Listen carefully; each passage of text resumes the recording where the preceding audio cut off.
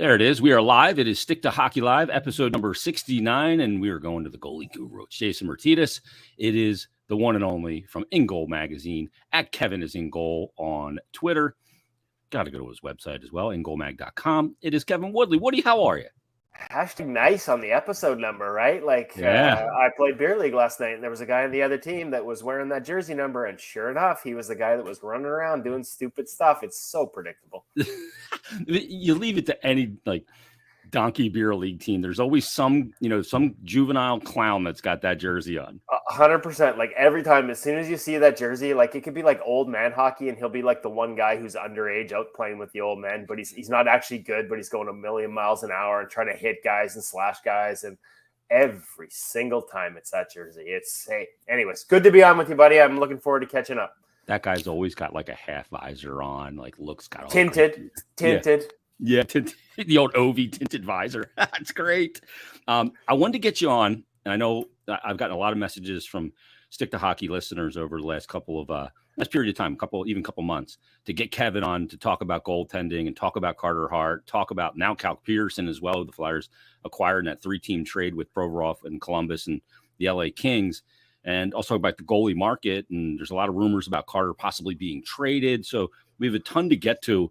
Well, let's start first and foremost, at this past season, because, Torts comes in and he certainly provides a little bit more structure, a lot more responsibility when it comes to shot blocking. And I thought Carter had the raw numbers aren't there. But if you watch the games, he was flat out dominant at points. He had stretches where he went 6-8 games with over a .950 save percentage at times. Had a rough spot in the season, but I thought he rebounded well and hung in there mentally this season. How would you kind of encapsulate the year for Carter Hart? It's funny because I looked up his numbers right before they were coming to town, which was mid-February, right? And then basically the road trip started in Seattle before coming up to Vancouver, which was, that's the thing about the Kraken being here, sort of a new route. Everything used to run through Alberta into Vancouver. And now it's sort of sometimes those trips start in Seattle. So up until that point, I just went back and pulled them because I remember looking at those numbers and I'm like, he's coming into town. Like Jason, he was inside the top 10. He was tied for 9th in adjusted save percentage at that point in the year. There were 4 guys that I think all were like plus 1%. Alexander Georgiev, Tristan Jarry at the time, Logan Thompson, and Carter Hart. And to me, that's impressive, right? Like plus 1% on a team that.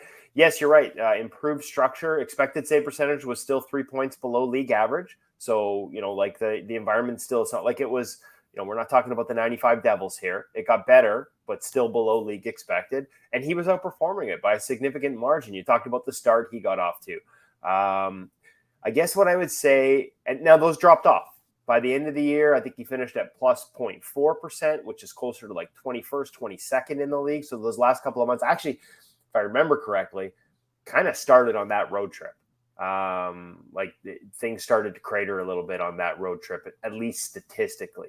But hey, if I'm not mistaken, this season was the most games he's played, right, in the National Hockey League level. So there's an adjustment period, and the environment took a slight hit over those final, it got a little bit worse over those last 2 months as well. Like he finished with an expected of 887.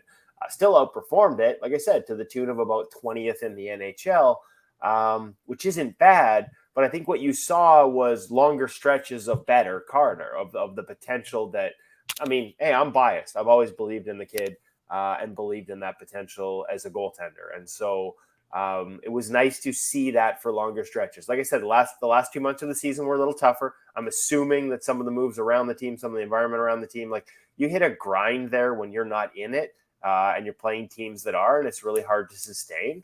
But I think overall, this was a positive step for him this season. And, I'd like to think it bodes well for the future, especially like I said, that start that we saw from him combined with, like I said, through mid-February, that's a good 2/3 of the season. And he's performing at a top 10 level. You'll take that. Yeah. And I always say that, a good team or a bad team will eventually grab the goaltender and kind of drag them to their level as well, because he had no run support. The team just struggled to score. And you mentioned how he got out of the gate. The first 8 games, 6-0-2 record. He had a 946. He's raw. 946 save percentage in those first 8 games. I mean, team wasn't scoring, but he was out there. And maybe that's kind of a window, Woody, into what he could be, not that dominant, but that on a consistently good team with an environment that is consistent in structure seasonally for him to be able to really put up one of those monster statistical seasons from the raw numbers and the advanced. Yeah, when I look at their defensive profile, it's not bottom 3 in the league, and that's where I think you can really get dragged down. We saw that here in Vancouver. Like Vancouver went from a bottom 3rd team to a bottom 3 team under Boudreau for the first third of the season. And like, to me, that drop, as much as it's just 6 or 7 spots amongst teams in the NHL, it was almost exponential. Like, just no predictability at all in front of them. The Philly was sort of 23rd in 5-on-5 high danger chances against, which, again, that's bottom 3rd, in that 22-23 range. So certainly not a favorable defensive environment, but like you said, within that, you can have a little more predictability, a little more battle in front of your net, a little more sort of collapsing and some form of structure. So, I think it's hard to forecast exactly what it would be behind a quote unquote better defensive team. Like, I think you actually need to get more granular than that. Like, for example, like Carter's numbers, breakaways, he was slightly below expected. Every other number is either even or better than expected last season, except for slot area. Slot area, which, encompasses a couple different types of chances, just clear slide in the slot. So clean looks in the slot, and odd man rushes, clear sighted, where you got to look at it. The guy shoots, but he's in the slot area. Those are the only 2 areas. At the end of the season, he's about 5 or 6 goals below expected. That's the only number. And so when I look at that, like, I think, wow, like, we're watching 2 teams in the Cup final right now that, guess what they've done to get to the Cup final? They don't give up those types of chances, right? Like, Sergei Bobrovsky, like, everybody talks about what's happened this year. Well, I can tell you what's happened. You look at his numbers over the last couple of years, everything is sort of between the face-off dots is where he's gotten absolutely chewed up since going to Florida. A lot of low shots over the pads, pop passes into that middle ice. And that's where he's been at times exposed, particularly on the glove side, not shooting from the glove side, but plays to or from that side of the ice. When was the last time you saw them give up those, right? Like, they just haven't through a long portion of this playoff run. And screens as well, like an area where statistically over the last couple of years he struggled. Like, and we're seeing it in the Cup final. Take away his eyes, you got a chance. Don't let him see it, and he's still Bob, right? Yeah. Like, even on laterals, he's still Bob. So that's where, good defensive team. Like, you can have a good defensive team, but they still give up chances that maybe don't fit your goaltender's strengths. I think anybody that takes away sort of that slot area with Carter, the one area where he's been exposed a little bit, you're going to have a good fit, especially sort of that high mid slot area. Yeah. Let's just talk about environment real quick, because, I've gotten a lot of messages and tweets from people saying, well, the goalie's got to lead the way. They gave up the blah, blah, blah most goals in the league this year, and this guy's a better goalie than him because he had better numbers. And I remember a conversation I had, maybe it was even on InGoal, with Robin Lehner, when he said, when I was in the Islanders playing behind Barry Trotz's team, and he went to Chicago, and he said, I played so much better goaltending in Chicago than I did with the Islanders. And the numbers, you go, what, are you crazy?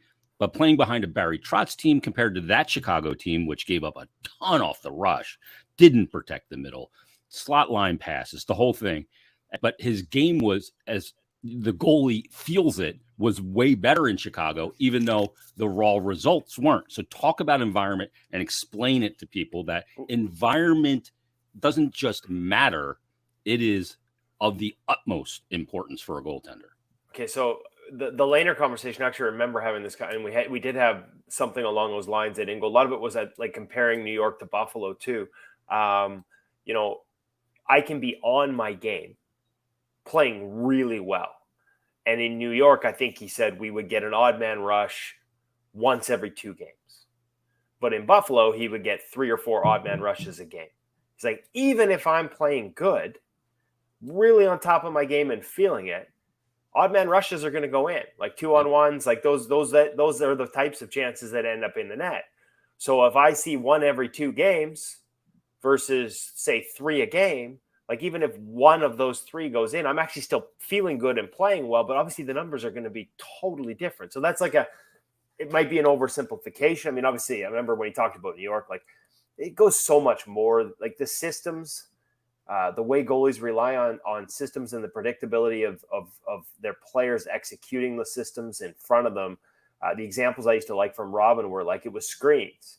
Like, what side of a screen should I be on? Well, if I take the short side, which is your typical goalie solution, because the path for the puck into the net is always shortest and quickest from the short side of the net. It's got to travel further distance to go to the middle, and there tends to be more bodies in the middle. So if I've got a screen in front of me and I got to pick a side as a goalie, I pick short side. And now the player that's either fronting that screen or going out to the shooter, he needs to be in the middle lane.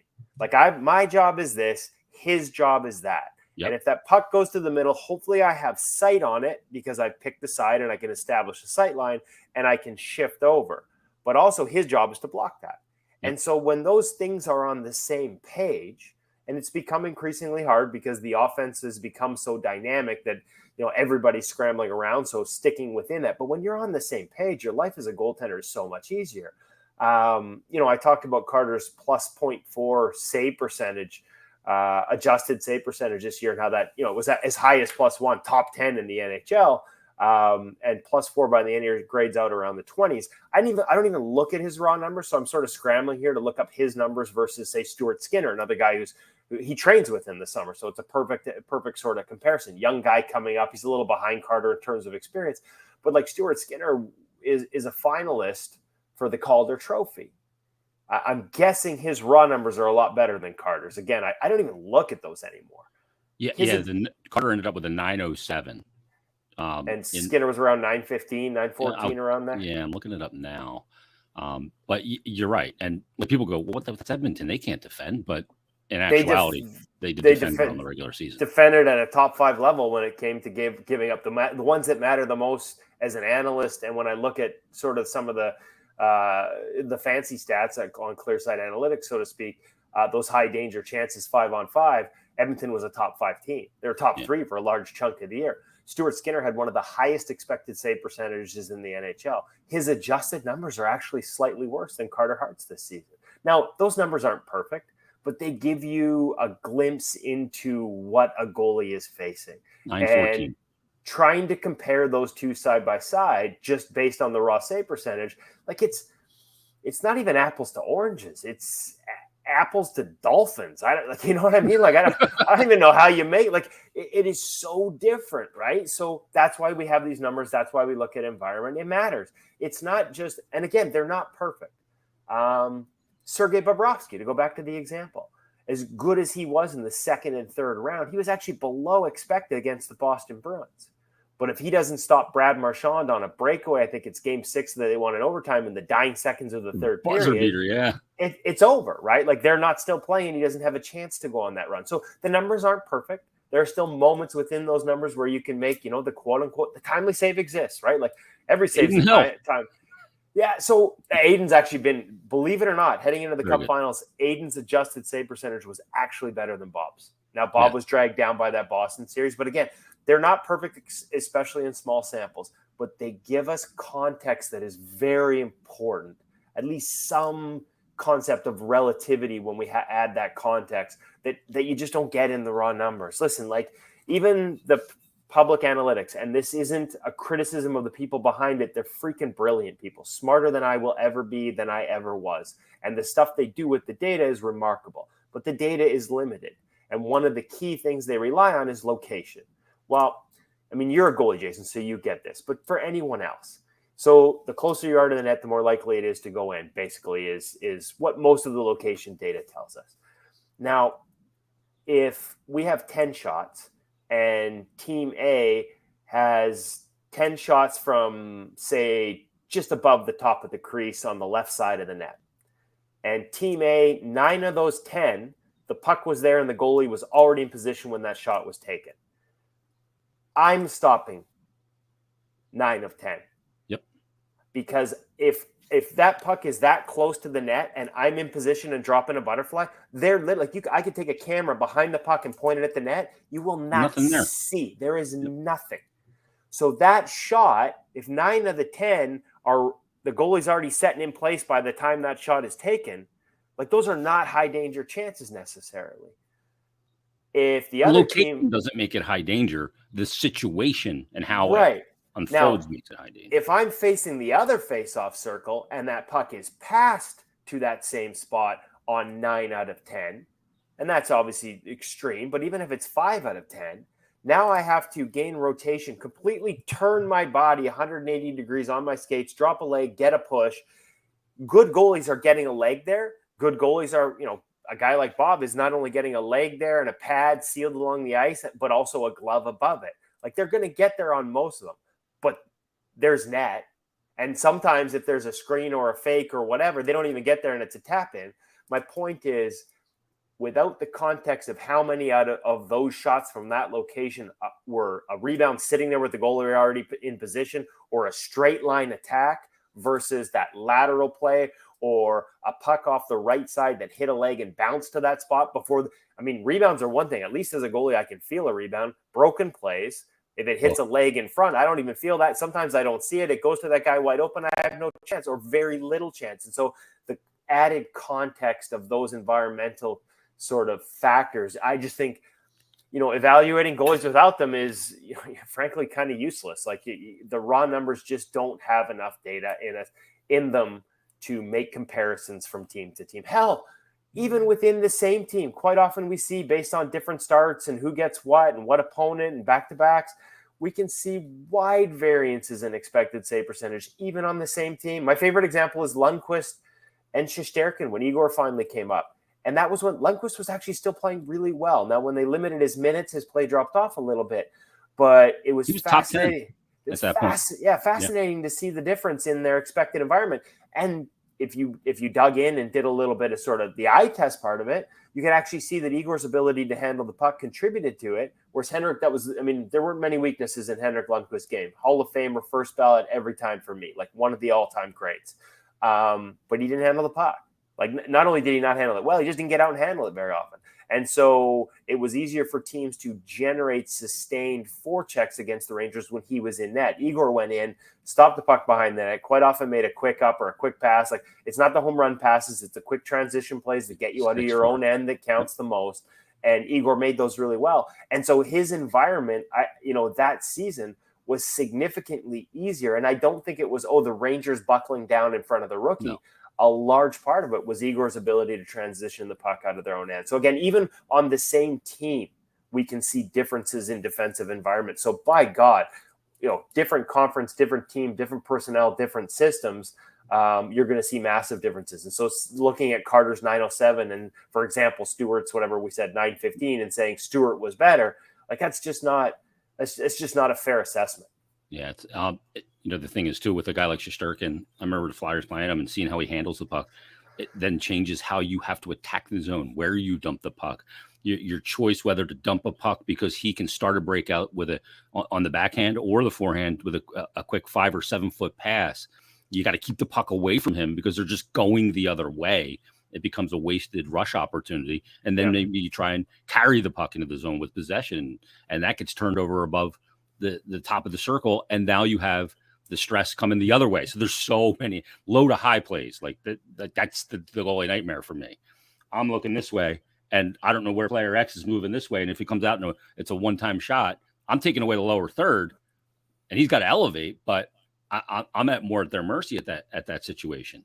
Interestingly enough, low-high plays are one of the few things that Igor struggled with this year. It was one of the big differences the game. Teams were able to attack him low-high, and it was one of the few areas where there was a consistent pattern there where teams were having success, at least until late in the season when he started to sort of find his legs. And, again, like when we talk about this stuff, the analytics can provide us clues as to where we see strengths and weaknesses. And then you go in and you match it to the eye test. You do the work. I click one button and I can see like the numbers on Carter's slot area, 108 chances, 14 goals, 5 below expected.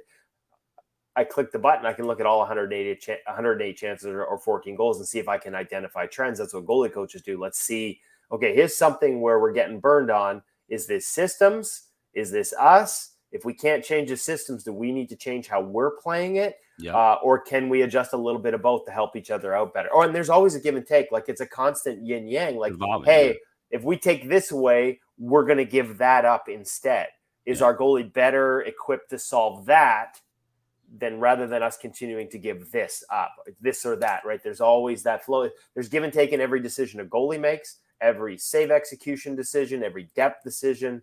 And so much of it, I guess, last point on environment, and I'm going to plug InGoalMag.com on this one. One of the things we do is something called Pro Reads, and it's where we sit and we watch video with the NHL goalies, and they break down why they chose this depth, why they chose this save selection, what type of movement patterns they have in terms of the way they're moving around their crease based on what's coming at them.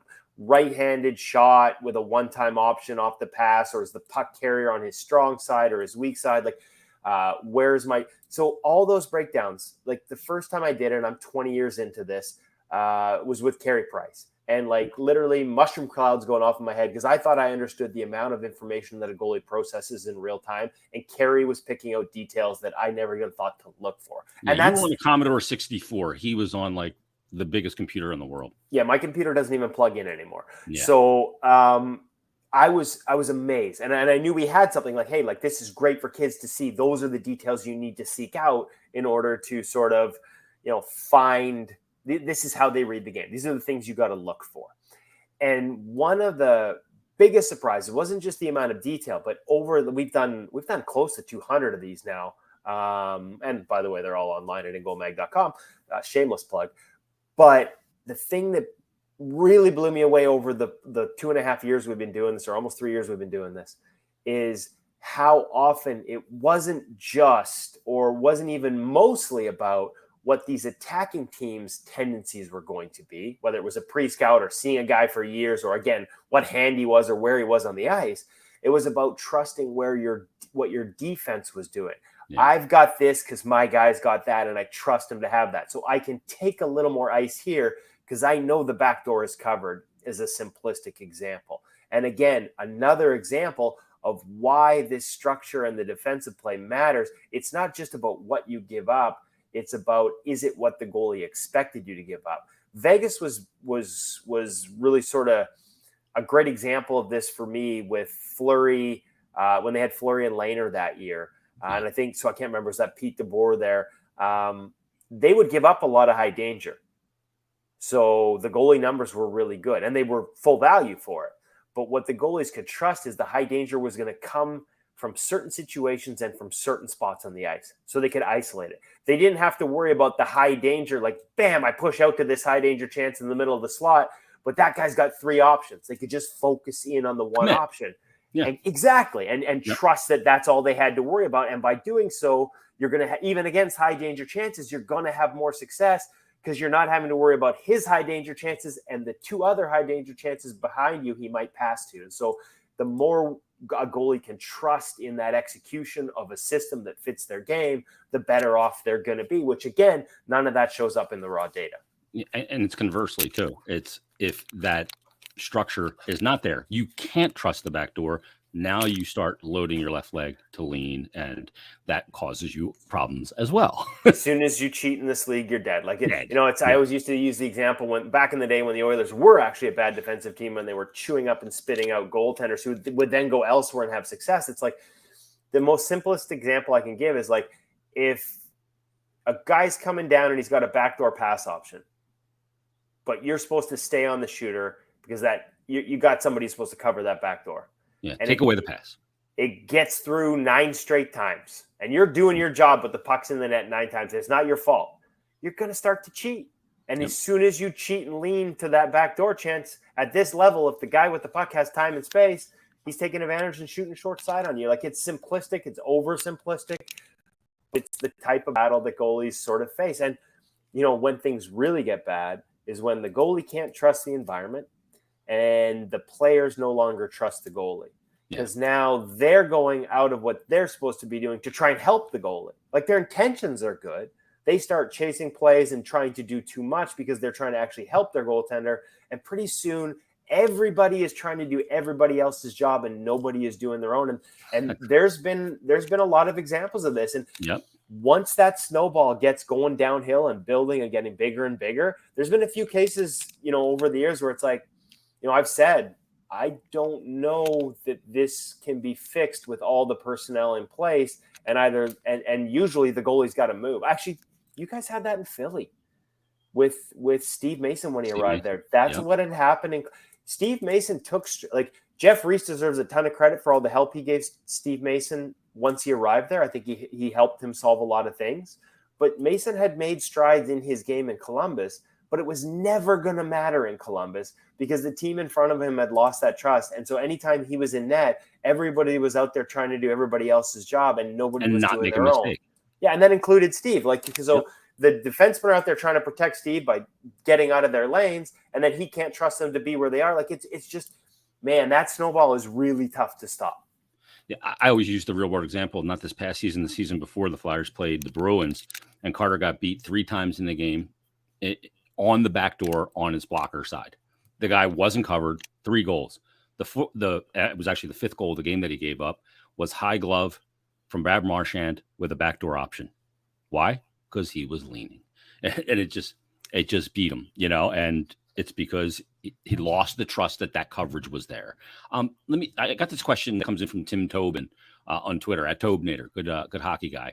He said, I'd love to hear more on guys in the RVH and getting sniped high and why we're seeing more bank shot goals from the RVH position. Are they still considered bad goals? Seems like some are just saying it's more of a great shot over a bad goal. Now, RVH, obviously, the thing about RVH for me, Kev, is a lot of people go, wow, why is the goalie down there? Well, you don't question it when a ton of saves look routine because of the choice of save selection of an RVH.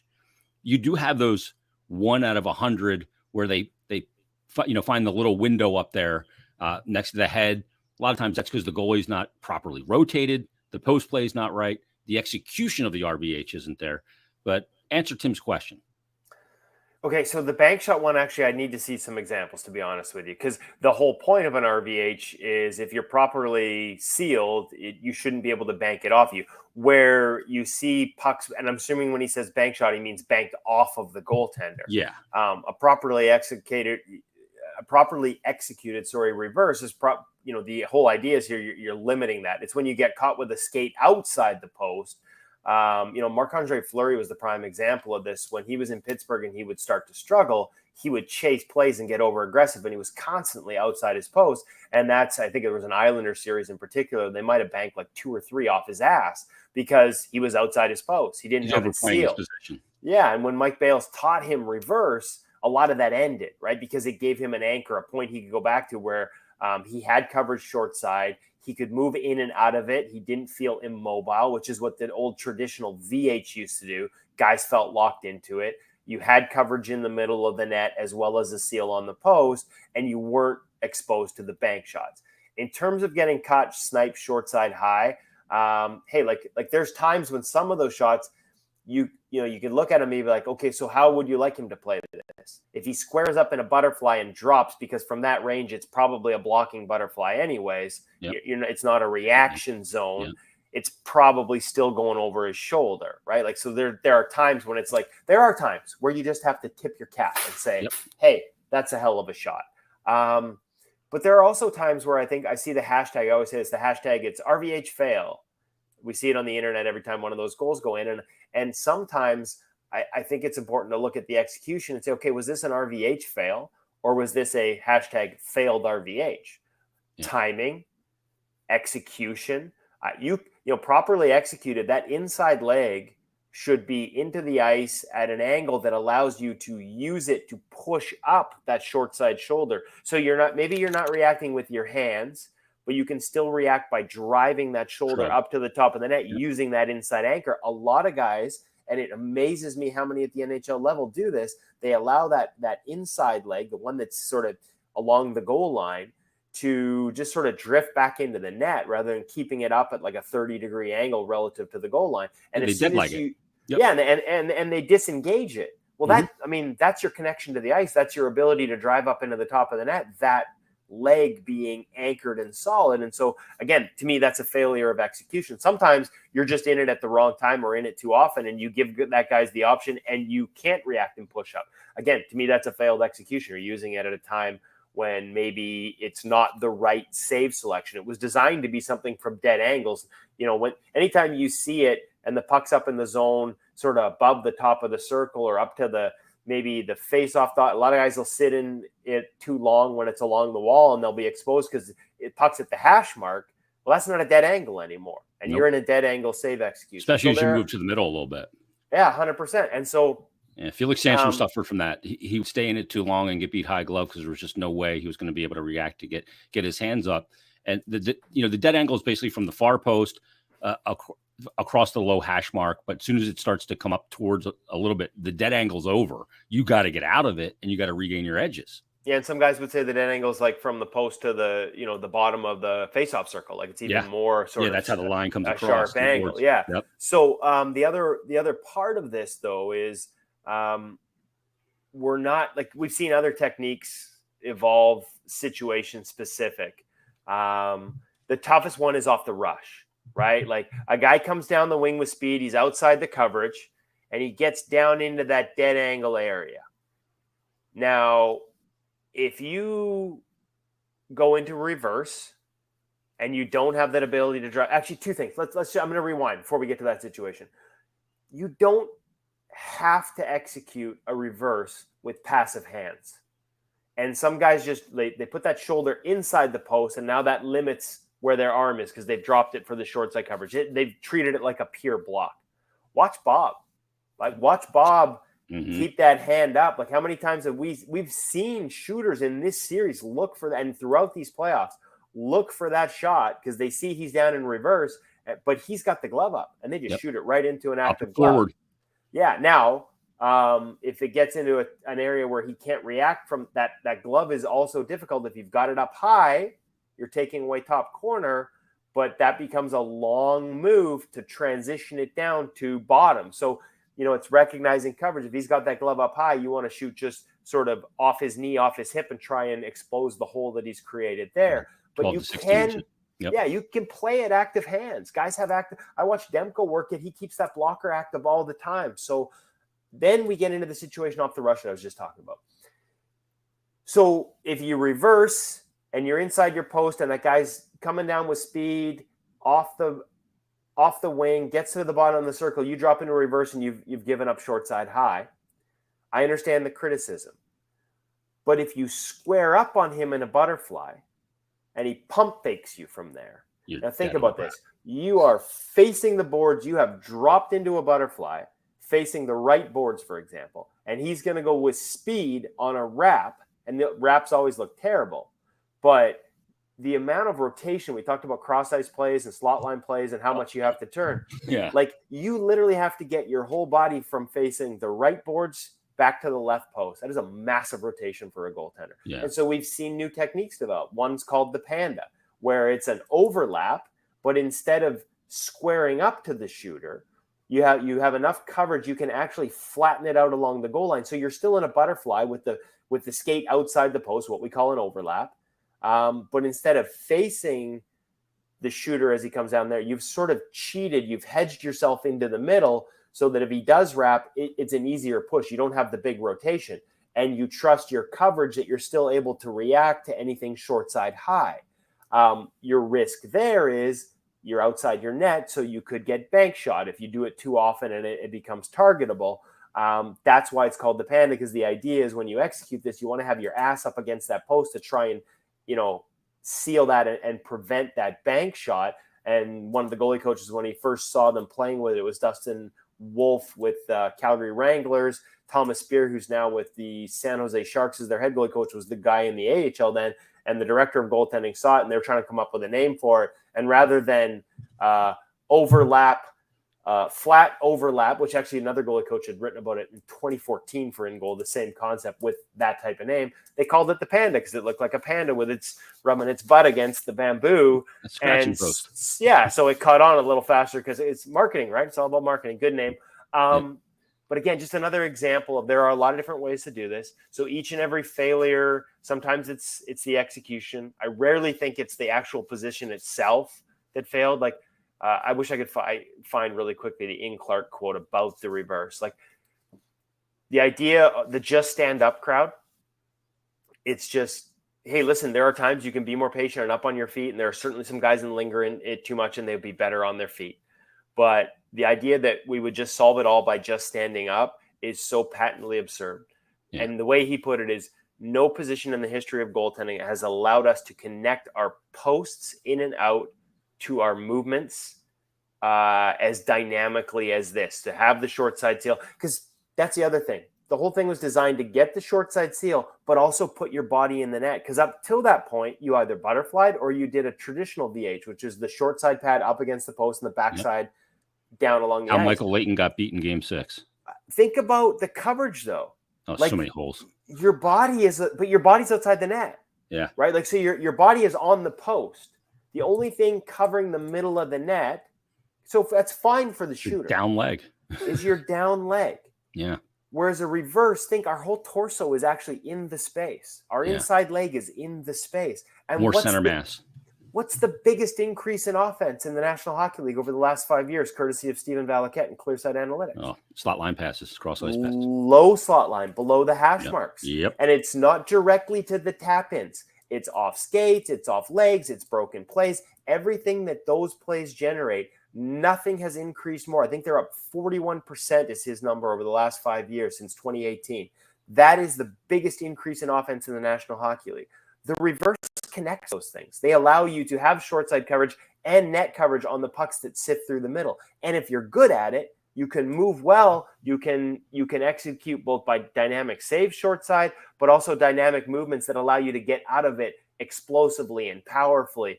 Pop proper leg recovery and all those things. I'm going to go to pro reads again. InGoal's pro reads. I haven't gotten to this. We spent 45 minutes with Demko while he was injured. Some of the best pro reads we've had. We're about, I think, 6 or 7 into them. And we're just getting into, I need to highlight this for your audience. Maybe I even post it today. He's got a bunch of saves, and this is for the just stand up crowd. They're backdoor passes, tap-ins, and he gets there. Why? Because he was in a reverse to start with, and that gave him access to a quick shift.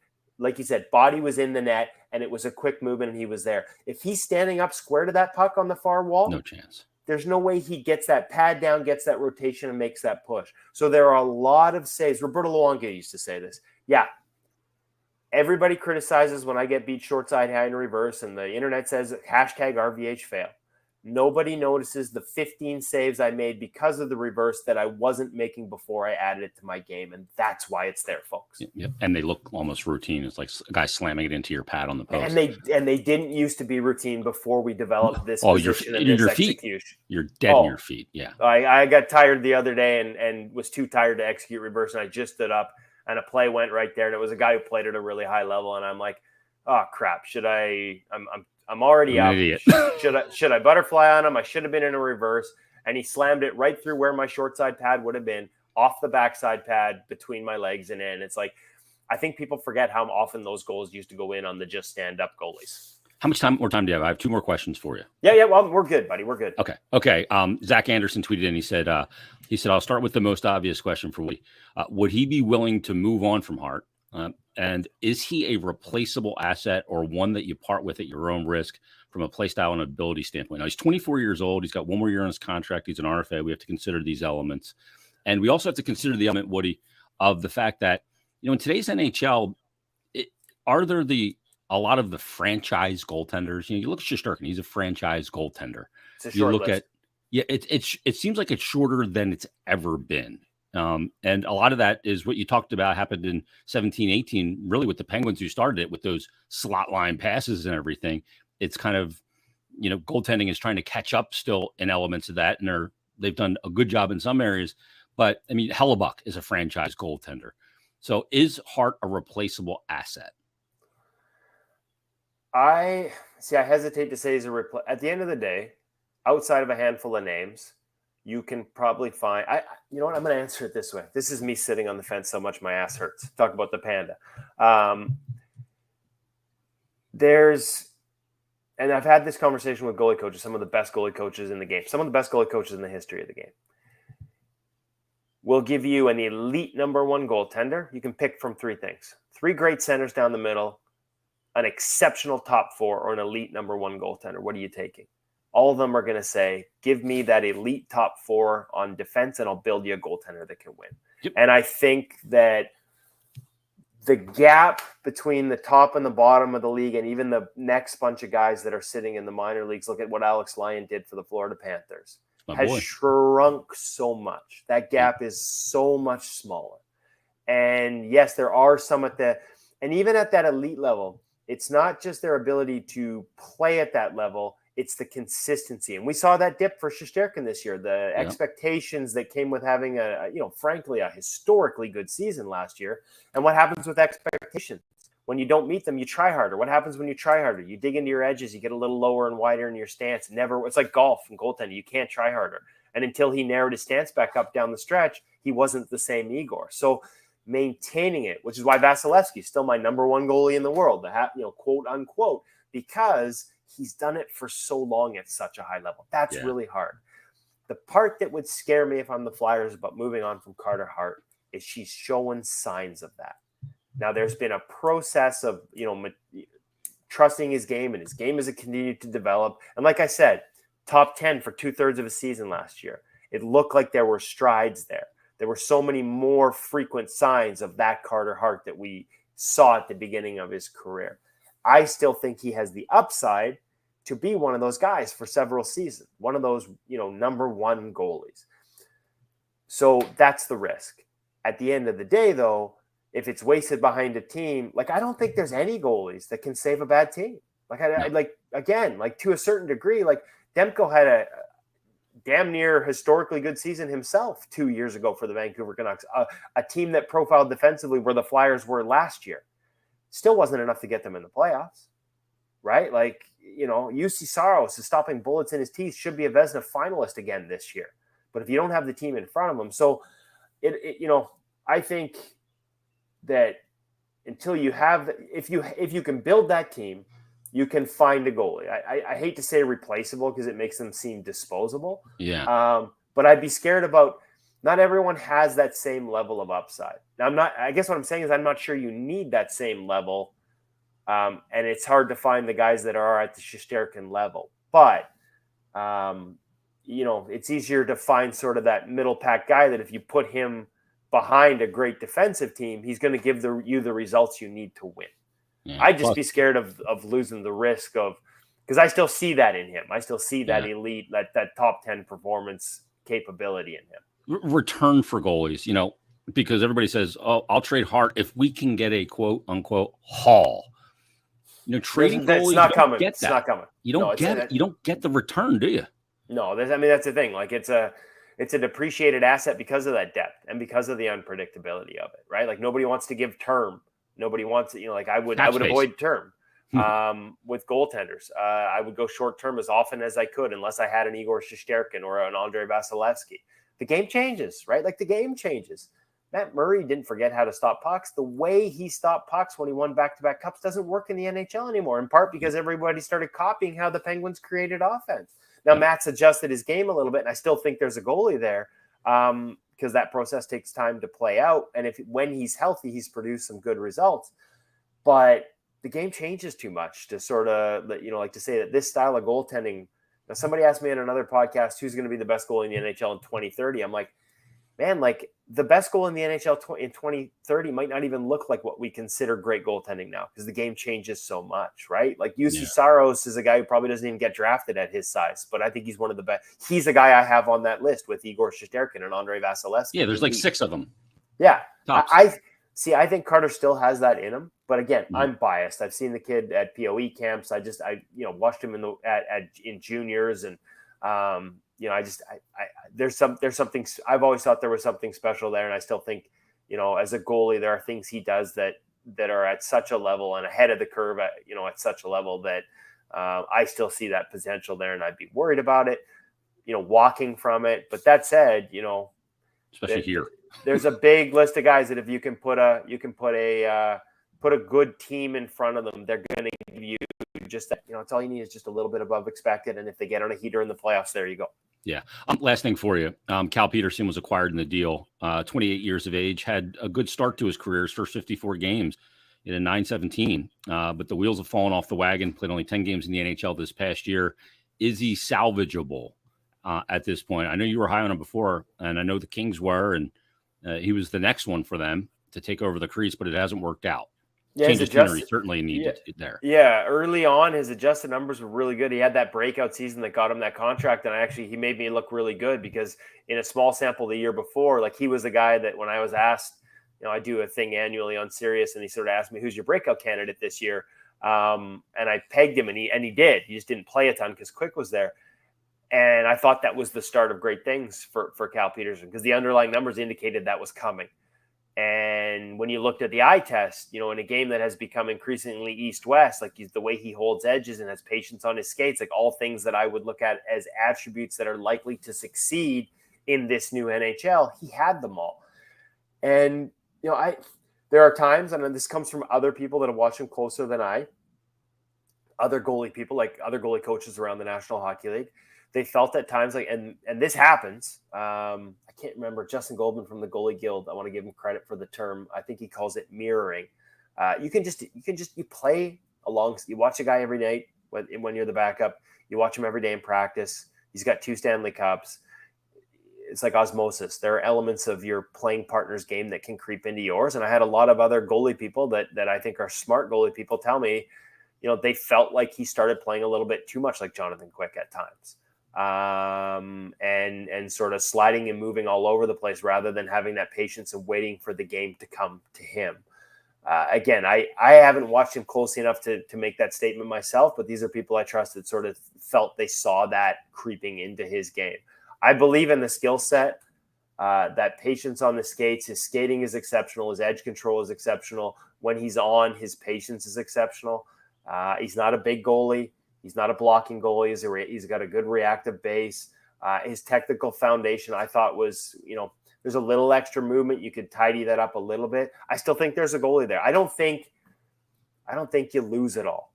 I just think it might need, and like you said, a new voice and some new direction. Just maybe tighten some things, put the focus on some of the strengths, and maybe, again, get rid of a little bit of that extra movement that we saw out of both him and Jonathan Quick, I think, early this season with the Kings. Be who you are as a goalie. Don't try to be the other guy. Well, and I don't even know that it's intentional, but man, like you watch a guy every night, and some of those elements creep in for sure. Yeah, thank God I never played on a team with Henrik Lundqvist. I'd be like, I can just sit back on the goal line. We get shredded. Think of all the goaltending I've watched and doesn't help me, so I don't think it matters. If I could probably I wish osmosis worked for me. By the way, he is excellent as an analyst. To have another high-level goaltender that's able to articulate really well and break it down on a national broadcast on TNT is fantastic.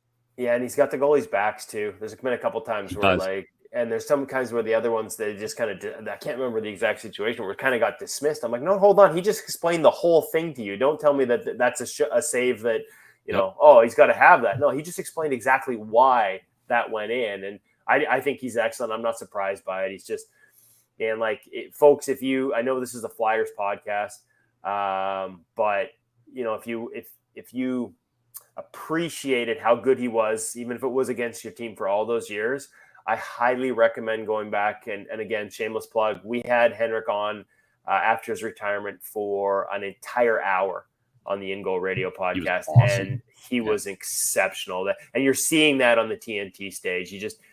He's again, at the root levels, I think the best are always goalie geeks. They don't always maintain it to the certain degree. And some guys aren't. Connor Hellebuck he doesn't want to talk about goaltending all the time. He needs his escape from it. But a lot of these guys, I think Carter's a goalie geek. And there were times where no stone unturned, always looking for new things. Maybe that there was too much of that, too many voices, too many ideas. As you mature, you sort of narrow what your foundation is rather than always looking for new ideas. But the guys that see it at that level, that understand it, that can break it down at that level, that look for new things and understand what works for them and what doesn't, like, to me, they're the ones that end up with the long careers. And when you listen to Lundqvist break the game down now, and you listen to the way he broke down his own game and his own career on our podcast, it's no surprise that he's going to be a first ballot Hall of Famer. At least he is in my eyes. Yeah. And Carter's a total first preseason game. He's like, oh, dude, I saw him in the hallway after the game, and he's like, look at the glove. The new Brian's glove. It's got a snap in there for the wrist to anchor the wrist and show me all this new stuff. Like, he's totally, because he knows I'm totally into it too. But as far as Lundqvist goes, I'm so annoyed by the guy. He's just so handsome, perfect. He has like really ugly and smelly feet or something. Something's got to be wrong with him. I know. I think he's just the perfect human. Damn him. And he's a twin.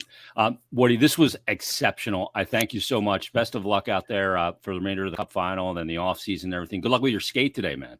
Yeah, I know. I mean, they got to play against guys who are half my age and twice my skill level. So chances are there's going to be a lot of goals going in today, but I'm going to have fun doing it. Hopefully it came across in this conversation how much I love this position and playing it and talking about it. And I always enjoy talking with you, Jason, because I know you share the passion. And anytime we get to geek out, I didn't even keep track of time here, but it felt like a couple of minutes. I'm looking now, and it was a long time. I love it. Anytime, buddy. Happy to do it. All right. Check out Kevin's stuff, InGoalMagazine.com, InGoal Mag on Twitter, at InGoal Mag, at Kevin is InGoal. Great stuff there. Check out the pro reads and much more. That is episode 69 of Stick to Hockey Live. Everybody, thanks for listening and watching. Have a great weekend.